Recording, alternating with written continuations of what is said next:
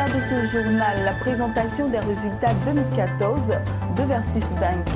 Et puis toujours en Côte d'Ivoire, la solution Globe RH présentée aux entreprises. Bonsoir à tous et merci de vous informer sur Business 24 Africa. Ouvrons ce journal par cette information de la banque Versus Bank. La banque détenue à 100% par l'État de Côte d'Ivoire, Versus Bank, est en attente de privatisation. En attendant, la banque continue de réaliser des performances. En témoigne la présentation des résultats 2014 qui présentent des bénéfices. La présentation de ces résultats a eu pour cadre l'agence de Versus Bank à Abidjan de Plateau. C'était ce jeudi. Le directeur général de la banque ivoirienne Versus Bank rencontre chaque année ses collaborateurs pour leur présenter les résultats de l'établissement. Il ressort de la présentation des résultats 2014 et de ceux du premier trimestre 2015 que Versus Bank se porte bien.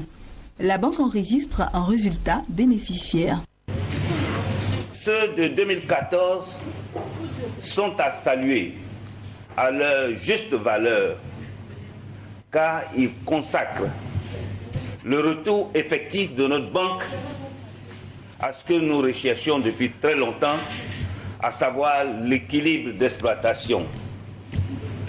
Non seulement le produit net bancaire a franchi la base symbolique de 4 milliards, ce qui représente le double du produit net bancaire de 2011, mais aussi et surtout le résultat brut d'exploitation est ressorti positif pour la première fois depuis plus de 8 ans, avec un taux de réalisation de 1300%, soit 12 fois ce qui était prévu au budget 2014.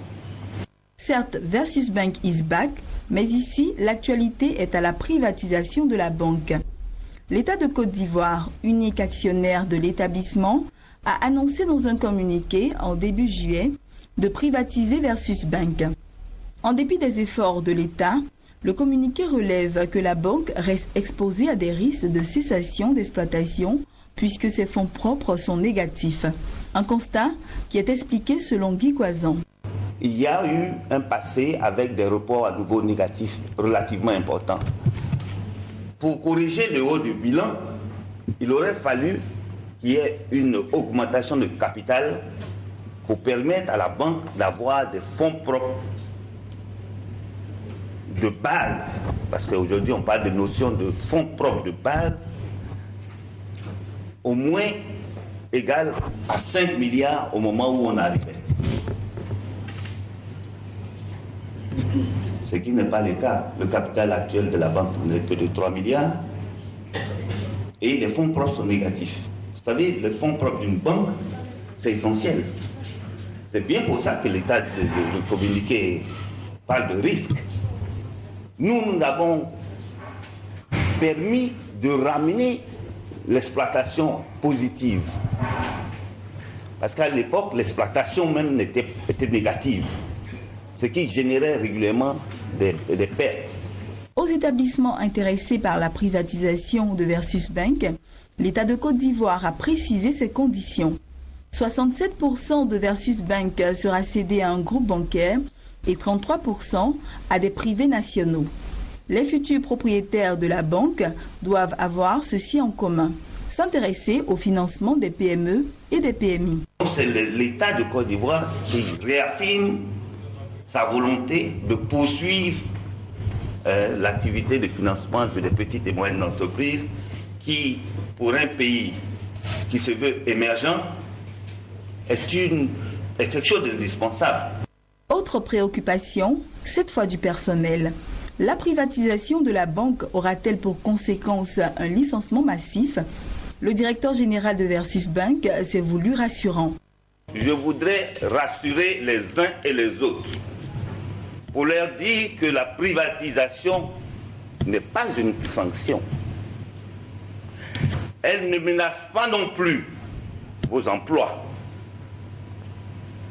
Au contraire, elle pourra permettre à la banque de disposer de moyens nécessaires à son développement et à offrir au personnel le mieux-être. Banque à capitaux privés à l'origine, Versus Bank a été reprise par l'État de Côte d'Ivoire comme unique actionnaire depuis janvier 2009. Après des débuts prometteurs, la banque a traversé des difficultés qui ont conduit les autorités à la placer sous administration provisoire de 2006 à 2008. Depuis 4 ans que Guy Coisan est à la tête de Versus Bank, la banque a amorcé une dynamique novatrice.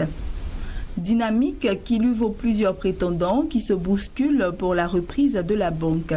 Des prétendants qui attendent l'appel d'offres de privatisation de l'État de Côte d'Ivoire. Et c'était un reportage de Jean-Charles Sibahi dans notre commentaire. Poursuivons toujours ce journal.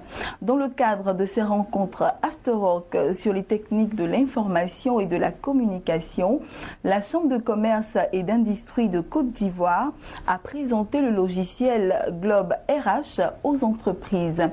Conçu par Globe Consulting Group, ce logiciel se présente comme la solution à toutes les difficultés que rencontrent les gestionnaires des ressources humaines.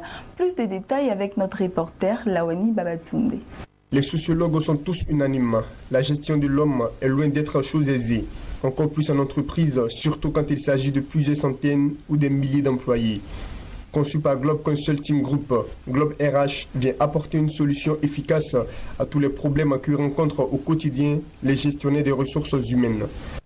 Nous avions connu des logiciels qui prennent du temps pour traiter 100, 200, 300 000 personnes. Ici, la particularité de ce logiciel Globe RH, c'est que en très peu de temps, vous pouvez traiter 1000 personnes en 10 minutes. Nous continuons de travailler parce que dans nos jargons, on dit, on sait quand on commence un logiciel, mais on ne sait pas quand on le termine. Parce que le logiciel charge que Dieu fait, nous travaillons, nous continuons de le perfectionner et je pense que les échanges ont été vraiment fructueux. Voilà. C'est vrai qu'il y a certains éléments qui n'ont pas été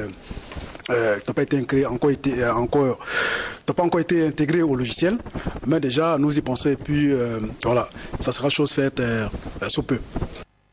Contrairement au logiciel venu d'ailleurs, Globe RH a été conçu par les Ivoiriens et est adapté aux réalités locales.